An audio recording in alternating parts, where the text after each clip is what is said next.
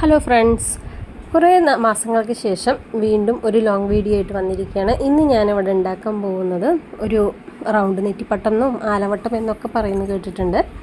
അപ്പോൾ അത് ഉണ്ടാക്കാനുള്ളൊരു ആഗ്രഹം കുറേ ആയി മനസ്സിലേക്ക് വന്നിട്ട്, അപ്പോൾ അതൊന്ന് ഉണ്ടാക്കി നോക്കാമെന്ന് വിചാരിച്ചു.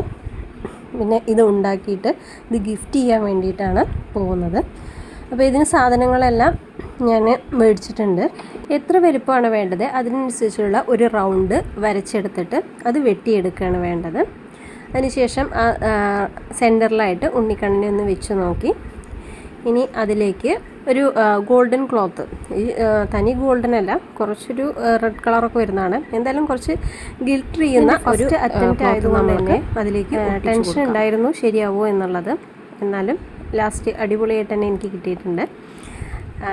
പിന്നെ അതൊരു 4-4.5 മണിക്കൂർ ഞാൻ രാത്രി ഫുള്ള് ഒരു 9:30 തൊട്ടിട്ട് തുടങ്ങിയതാണ്. അത്യാവശ്യം ഒരു 1.5 മണിക്കാണ് എൻ്റെ ഇതൊരു ഫിനിഷായിട്ട് കിട്ടിയിട്ടുണ്ടായിരുന്നത്. First time ആയതുകൊണ്ടായിരിക്കാം.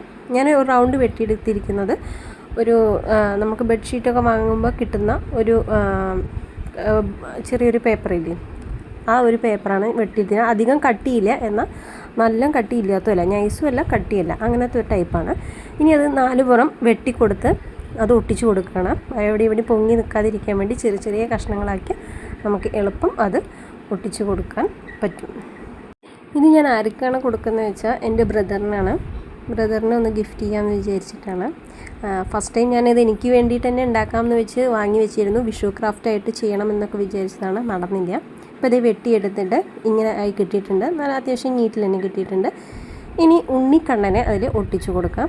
അതിനായിട്ട് ആദ്യം സെൻറ്ററിലൊന്ന് നോക്കിയതിന് ശേഷം ഉണ്ണിക്കണ്ണൻ്റെ ആ ഒരു ഫ്രെയിമിൻ്റെ സൈഡിലായിട്ട് നമ്മൾ പശ തേച്ച് കൊടുക്കുകയാണ്. അതിന് ശേഷം അത് അതിലേക്ക് ഫിക്സ് ചെയ്ത് കൊടുക്കുക. അങ്ങനെ ഫിക്സ് ചെയ്യുമ്പോൾ തന്നെ അത്യാവശ്യം ഭംഗി തോന്നും. കാരണം ആ ഒരു ക്ലോത്തിൻ്റെ ഒരു ഡിസൈനും അങ്ങനെ ആയതുകൊണ്ട് തന്നെ നല്ല ഭംഗിയാണ് കാണാൻ.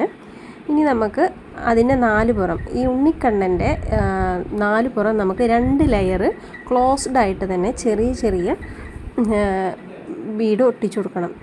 സത്യം പറഞ്ഞാൽ ഇത് ബീഡാണോ പറയുകയെന്ന് എനിക്കറിയില്ല, ഇതിന് പേരെനിക്ക് കറക്റ്റായിട്ട് അറിയില്ല. ഞാൻ ഈ നെറ്റിപ്പട്ടം ഉണ്ടാക്കുന്ന ഐറ്റംസ് എന്ന് പറഞ്ഞിട്ട് മേടിക്കുകയാണ് ചെയ്തിട്ടുള്ളത്. ചെറിയ സൈസാണ് 4 പുറം ഒട്ടിച്ചു കൊടുക്കുന്നത്. അങ്ങനെ 2 വട്ടം ഒട്ടിച്ചു കൊടുക്കുന്നുണ്ട്. അതിന് ശേഷം പിന്നെ നമുക്ക് ഫില്ല് ചെയ്യുന്ന തരത്തിൽ ഒട്ടിച്ചു കൊടുത്താൽ മതി. കണ്ടോ, ഇങ്ങനെ ആവുമ്പോൾ തന്നെ കാണാനൊരു ഭംഗിയുണ്ട്. ഇനി ഞാനിതിൽ മയിൽപ്പീലിയാണ് ലാസ്റ്റിൽ ഒട്ടിച്ചു കൊടുക്കാൻ ഉദ്ദേശിക്കുന്നത്.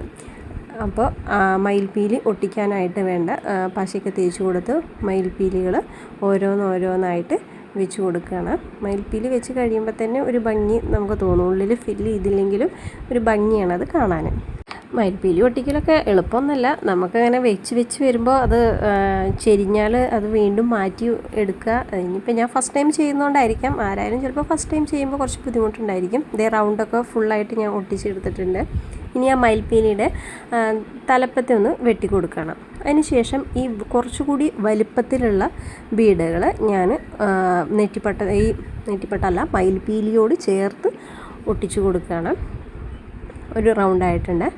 ഇനി അതിൽ ഒരു റൗണ്ട് കൂടി അതിൽ ഒട്ടിച്ചു കൊടുത്തു. അതിനുശേഷം അതിനുള്ളിലുള്ള ചെറിയ ബീഡുകൾ ഉള്ളിൽ ഫില്ല് ചെയ്യുന്ന തരത്തിൽ കൊടുക്കുകയാണ് ചെയ്തത്. ക്ലോസ്ഡ് ആയിട്ടല്ല, കുറച്ച് ഗ്യാപ്പിൽ തന്നെ. അപ്പോൾ ഉള്ളിൽ തുണി ഗോൾഡൻ തുണി ആയതുകൊണ്ട് തന്നെ ഉള്ളിലെ ഗ്യാപ്പുകൾ നമുക്ക് കാര്യമായിട്ട് അറിയില്ല. അപ്പോൾ ഇതാണ് ഫൈനൽ ലുക്ക്. എല്ലാവർക്കും ഇഷ്ടമായോ? എല്ലാവരും ലൈക്കും സബ്സ്ക്രൈബും ചെയ്യണേ.